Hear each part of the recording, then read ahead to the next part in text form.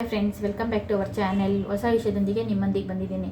ಏನಪ್ಪ ಅದೊಂದೇ ಗೃಹಲಕ್ಷ್ಮಿ ಯೋಜನೆ ಬಗ್ಗೆ. ಗೃಹಲಕ್ಷ್ಮಿ ಯೋಜನೆಯ ಪೆಂಡಿಂಗ್ ಇರುವಂತಹ ಎಲ್ಲ ಹಣ ಒಟ್ಟಿಗೆ 6,000 ಹಣ ಬಂದುಬಿಟ್ಟು ಈ ತಿಂಗಳಿನಲ್ಲಿ ಎಲ್ಲರ ಖಾತೆಗೆ ಜಮಾ ಮಾಡಲಾಗುತ್ತದೆ ಅಂತ ಲಕ್ಷ್ಮಿ ಹೆಬ್ಬಾಳ್ಕರ್ ಮೇಡಮ್ ಮಾಹಿತಿಯನ್ನು ನೀಡಿದ್ದಾರೆ.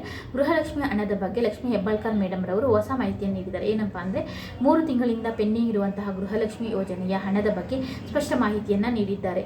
ಏನಪ್ಪ ಅಂತಂದರೆ 18ನೇ ಕಂತು, 19ನೇ ಕಂತು ಹಾಗೂ 20ನೇ ಕಂತು ತಿಂಗಳ ಗೃಹಲಕ್ಷ್ಮಿ ಯೋಜನೆಯ ಒಟ್ಟು 6,000 ಹಣವನ್ನು ಬಿಡುಗಡೆ ಮಾಡಲು ಹಣಕಾಸು ಇಲಾಖೆಯಿಂದ ಈಗಾಗಲೇ ಅನುಮೋದನೆಯನ್ನು ನೀಡಲಾಗಿದೆ ಎಂದು ಲಕ್ಷ್ಮಿ ಹೆಬ್ಬಾಳ್ಕರ್ ಮೇಡಮ್ ರವರು ಮಾಹಿತಿಯನ್ನು ನೀಡಿದ್ದಾರೆ.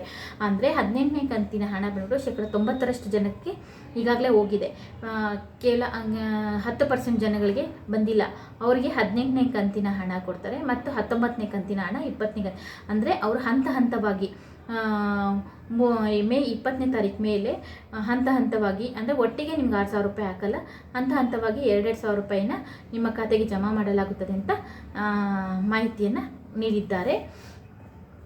ಅಂದರೆ ಮೇ 2ನೇ ವಾರ ಅಂದರೆ ಆಲ್ರೆಡಿ ಆಗೋಯಿತು. ಮೇ 20ನೇ ತಾರೀಕು ಮೇಲೆ ಮೇ 30ನೇ ತಾರೀಕು ಒಳಗಡೆ ಅಂತ್ಯದಲ್ಲಿ ಹಣವನ್ನು ಮಹಿಳೆಯರ ಖಾತೆಗೆ ಜಮಾ ಮಾಡಲಾಗುತ್ತದೆ ಎಂತೆಂದು ಲಕ್ಷ್ಮಿ ಹೆಬ್ಬಾಳ್ಕರ್ ಮೇಡಮ್ ರವರು ಸ್ಪಷ್ಟನೆಯನ್ನು ನೀಡಿದ್ದಾರೆ. ಈ ವಿಡಿಯೋ ಇಷ್ಟ ಆದರೆ ಲೈಕ್ ಮಾಡಿ, ಶೇರ್ ಮಾಡಿ, ಕಮೆಂಟ್ ಮಾಡಿ. ಮುಂದಿನ ವಿಡಿಯೋದಲ್ಲಿ ಸಿಗ್ತೀನಿ. Thank you for watching.